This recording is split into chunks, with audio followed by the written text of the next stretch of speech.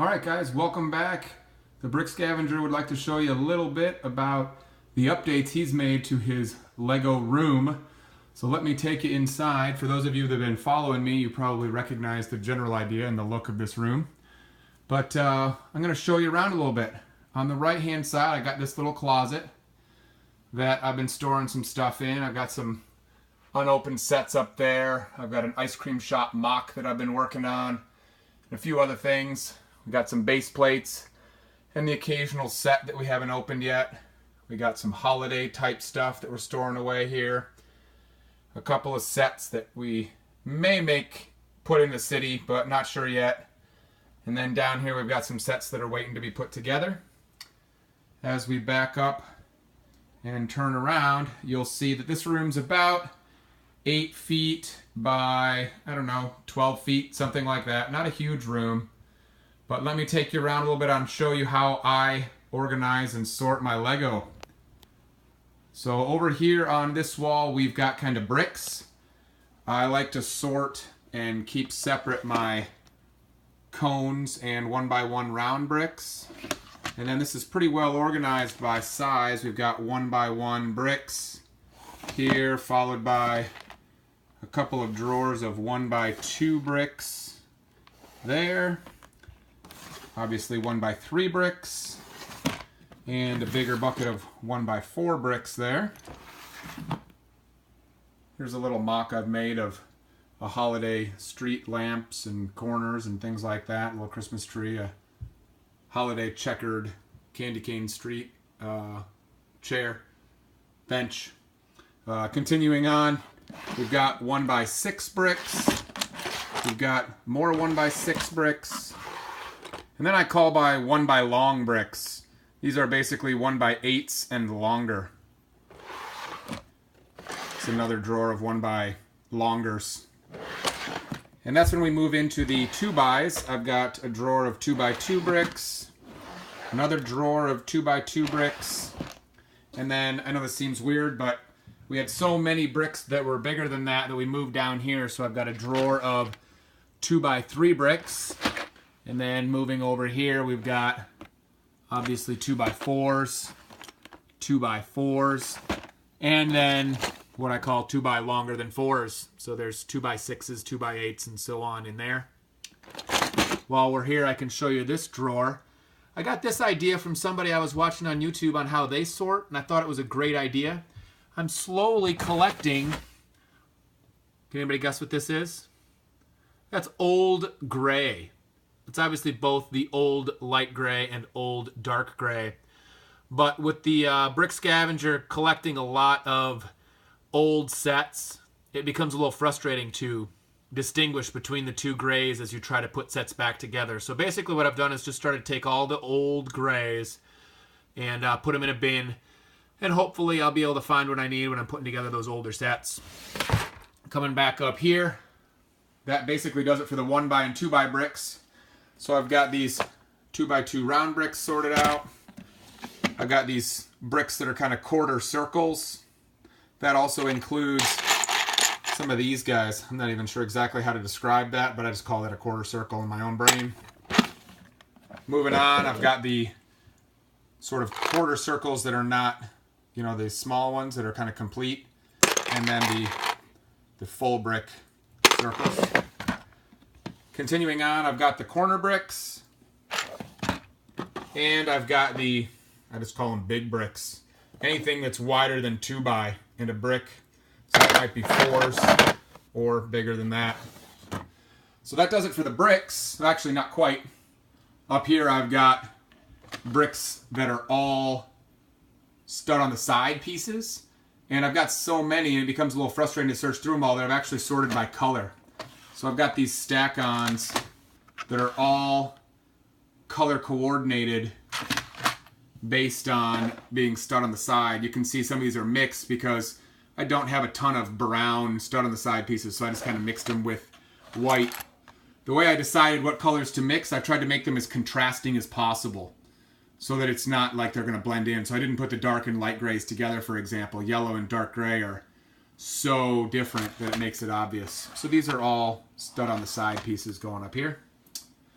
Moving on, I've got my area for slopes. This is a monstrous drawer here. This is basically any slope that is bigger than 1x, and it's the normal slope. Okay, and that includes these kind of roof pieces. This drawer is getting big enough. Eventually we're going to have to do something with that. I don't know if we'll sort it by color or what. That's some overflow of the 2x and bigger slopes. Moving up here, I've got my 1x normal slopes.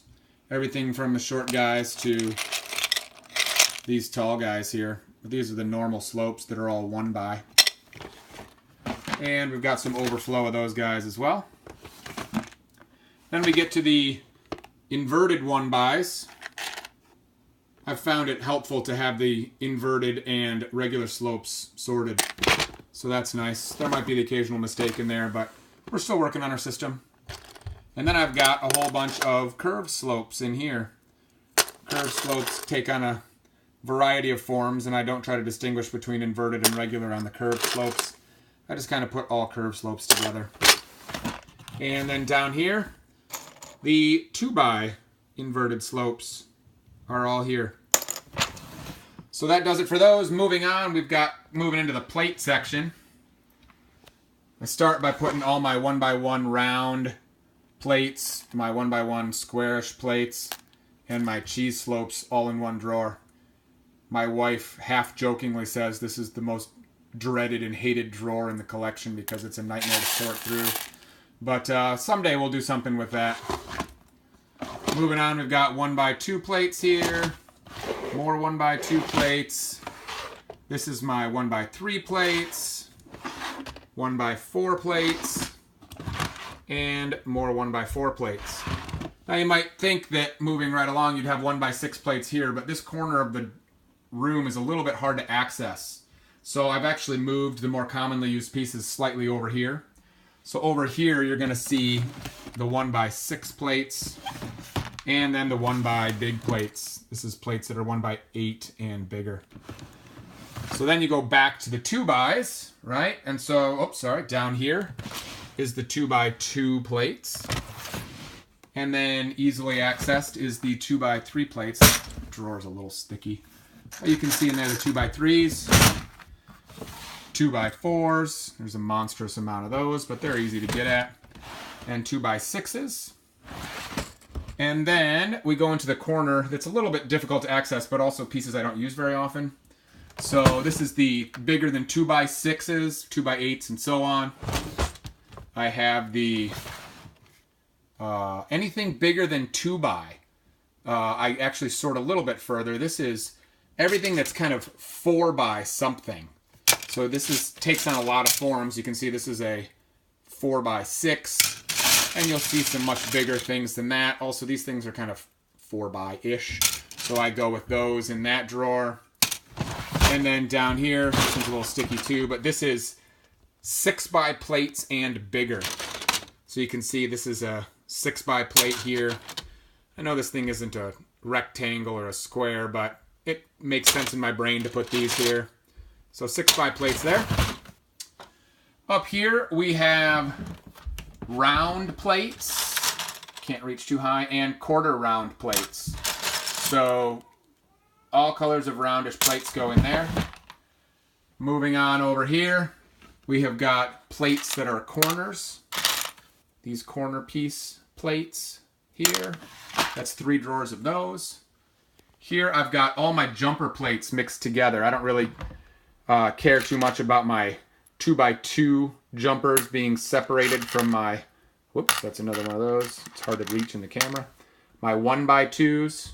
Is that focused? There we go. So 1x2s, all jumper plates are in there. And then I got grills over here. It's amazing how many grills you can collect when you're doing this kind of work. Holy cow. So there's a lot of grills in there. Moving over here, I have got my, what I refer to as my 2x2 round plates. And that kind of takes on a variety of forms. It's everything from the 2x2 round tiles to the standard 2x2 round plates. And then I don't even know what some of these things are, these little dishes. Anything that's kind of round and 2x2 goes in there. And then over here I've got 2x2 tiles. I have more 2x2s and I have my 2x4 tiles. I don't get a lot of those, so I keep those in that smaller drawer for now. And then in these bigger ones just below it are 1x2 tiles, some more 1x2 tiles, 1x3s, 1x4s, and then bigger than one. Oops, sorry, no, wait a minute. Yeah, 1x6s, and then bigger than 1x6 tiles on the bottom. Moving on, I've got things that I refer to as wing pieces. I know that's not proper terminology, but again, it makes sense in my brain. I see these used in a lot of kind of Star Wars ship type sets, so I refer to these as wings, and that can take everything from that shape up to that shape and kind of everything in between. All of these kind of non-rectangular, non-round plates go in here. And I've collected enough of these now that we're going to have to do something better to sort these. So I'm thinking maybe that'll be a color coordinated thing. Down here in these drawers, I've got all my Technic stuff. You can see the Technic stuff is organized partially by color. There's all black Technic, and that's everything from Technic bricks, I don't know how well you can see that, to lift arms and these connector pieces. Okay, so that's all black Technic, and in here I've got the 2 light grays sorted by color, and other colors, greens, oranges, browns, that kind of thing. All Technic stuff sorted there. And then there's kind of everything else that's on this wall. Over here, I've made transparent pieces, an entire section, and I've sorted them by color. So there's kind of the blacks, a couple drawers for blacks, red and purple, pink transparents, just the kind of clear transparents. It helps me find the right transparent piece when I need it most by color coordinating them. Oops, there's a mistake. It's an ongoing process to sort all this. Up here I've got what I refer to as rods. These are the long rods, everything from these types of pieces all the way to lightsaber blades, things like that. In here I've got gears, propellers, things like that. Here I've got fences, staircases, and slides. Kind of up on my tiptoes as I try to do this, so forgive me if it looks a little awkward. I call these my rock pieces. Various forms of rock piece are in there. Lots of containers. Okay, containers are in there. And then that gets me to a section that I've found incredibly valuable, and I would suggest other people consider. I pull out anything with a sticker or is a printed piece, and I sort that by color. So here you're going to see all my stickered or printed red and tan pieces here. It really helps if you're putting together an old set, maybe a police set or something, if you're looking for a stickered piece rather than having to go through the 1x2 tiles. If you know what you're looking for, it helps to have the stickered and tiled pieces separate. So obviously yellow and black. This is some light gray, stickered pieces, blues, pinks, purples, oranges and greens, and whites. Whites is getting a little out of control. But anyway, you can see that we're doing various stickered and tiled pieces there. Obviously, the drawer that everybody has, way too many brick separators, but they're helpful to have. I've got some seats here. I got these little panel guys that are often used as seats in cars and things like that, all there. Dishes here. More dishes here. And then we've got some of these types of guys here. I've got these things, I'm not even sure what these are referred to, but a lot of times they're on cars of various types. I call these my slider pieces. How well can I get that to focus? I'm not sure. There we go, that's a little better. Okay. I've got a drawer for tails, teeth, and claws. At least that's what I refer to them as. These round spinning table pieces. And of course these guys. I guess probably this is maybe a Technic piece technically, but I put them in a separate drawer. Over here, we've got doors and windows. Another drawers and windows. More doors and windows. And then I've got these tire pieces. We've got these pieces here that are used to protect the tires, the mud flaps, the chassis for various things. And then I've got these guys that are the axles here that hold the wheels.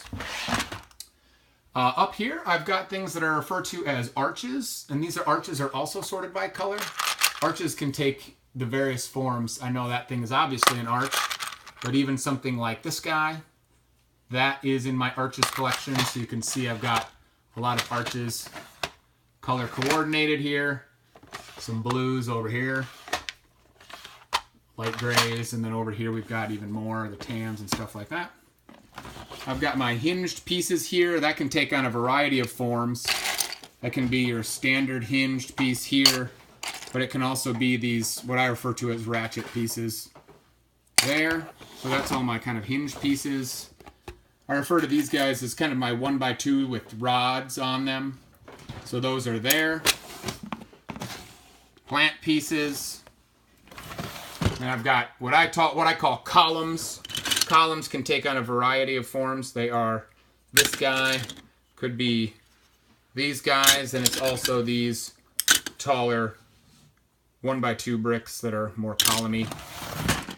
And then over here, that brings me to what I refer to as ship pieces, S-H-I-P. I don't know why I call them that. I guess I feel like these would be used mostly to build various ships. So that takes on a wide variety of forms. You can see they're sorted by color because there are so many things that I refer to as a ship piece that they end up being a fairly big collection. But I use these. I put all the ship pieces together because it makes sense in my brain. And then I color coordinate them to make them a little easier to find. Obviously, ship pieces take on a variety of forms. And you might be able to argue that some of these things are slopes. You might be able to argue that thing is a slope. But in my brain, it's a ship piece. So as long as you can find it when you need it, that's all that matters for your organization system. And it works for me. So it's been a lot of fun. You can see the other ones there. And then over here, I've got some overflow. I need to work on that. So then over here, I've got this thing, which I find incredibly helpful for really small pieces. So leftover stuff. Here, I've got, I don't know how well you can see this. I got these guys here, and I'm not going to go through all these drawers. You get the idea, but some things that are helpful. You can see in some cases that I haven't done a perfect job sorting. As an example, in here I've got some flames that are orange transparent. Those eventually will make their way to the transparent area. No organization system is perfect the first time you try it, I don't think. So that's the general idea of what I'm doing. Down here, we've got some what I refer to as clip pieces. Anything with a little clip on it that goes into those rods. And again, these are hard to find if they're all collected together, so I sort these by color. And that's very helpful to be able to find what you need very quickly, especially when you're trying to put together these old sets. To be able to find these little clips, you don't want to have to go through a lot of pieces to find those when you know exactly what you need. So anything with a clip, can't get that guy to focus. Moving on over here, I've got some humongous plates and base plates in here. Some of them are 3D, and some of them are just standard guys. These ginormous ones, they go in here. And then down here, my nightmare drawer. All the wheels and tires. At some point, I have to go through this, but I've been dreading it. There are so many different sizes of tires and wheels that Lego produces, and I just really don't want to go through sorting all this. Someday I will, but I've been putting it off. That, believe it or not, is a giant tote of Ziploc bags, and it just overflows everywhere because as I sort in various places, I try to stay as organized as possible before I bring them back in here and dump them in the right spot. Then the other one that eventually will be a lot of fun to put together, if you've bared with me this long in the video, this might be fun to see. This is all minifig stuff. More minifig stuff up here. More minifig stuff up here. There are minifigures everywhere. And I have no idea how I'm going to display these, how I'm going to organize these yet. But there are tons and tons of them that we have. I don't even know how to estimate how many different minifigs we have. It's just out of control at this point.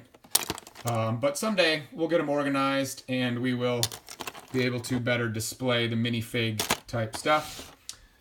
This may look out of control, but this is manuals. I've actually just bought some magazine racks to do a better job organizing these. They're kind of organized by theme right now, and at some point we'll do a better job organizing those. So just a quick glance at the city before I let you go. The city is coming along. I'm going to do another update video on the city soon, but for now it is coming along. This center area, it's going to be a while, so we've started a construction area because it is under construction and it'll be a while before we actually get anything good in there. So we'll be putting up more construction stuff before we actually get to put any buildings in there. So thanks for tuning in, guys. That is my Lego room. We've been having a lot of family fun in here, trying to stay organized, being able to build lots of stuff. Brick Scavenger signing out. Let me know how your Lego rooms are coming along.